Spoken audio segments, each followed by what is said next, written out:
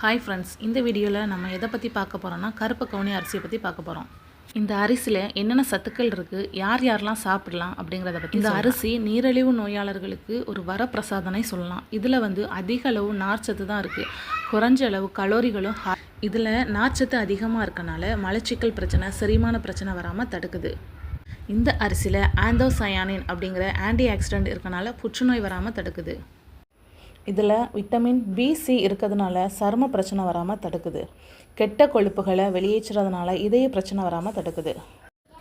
BP இருக்கவங்க காலையில் இதை கஞ்சா காய்ச்சி குடித்தா நல்லது அப்படின்னு சொல்கிறாங்க.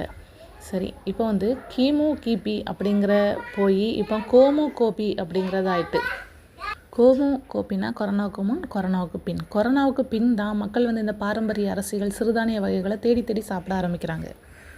வருமுன் காப்பதே சிறந்தது அப்படிங்கிற மாதிரி வர்றதுக்கு முன்னாலே நம்ம இந்த சிறுதானிய வகைகள், பாரம்பரிய அரிசிகள் இதெல்லாம் வாங்கி நம்ம சாப்பிடலாம். இப்போது நம்ம வாழ்கிற காலங்களில் ப்ரெஷர், சுகர், கேன்சர், கிட்னி சம்மந்தப்பட்ட நோய்கள் இதெல்லாமே அதிகமாக பரவலாக இருந்துக்கிட்டு இருக்குது. இது வந்ததுக்கப்புறம் நம்ம டாக்டர் போய் பார்த்து மருந்து மாத்திரை சாப்பிட்றத விட வர்றதுக்கு முன்னால் அதை நம்ம தடுக்கலாம். அதனால் நம்ம தினமும் இல்லைனாலும் வாரத்திற்கு ஒரு முறையாவது பாரம்பரிய அரிசிகள், தானிய வகைகளை வாங்கி நம்ம சாப்பிடுவோம்.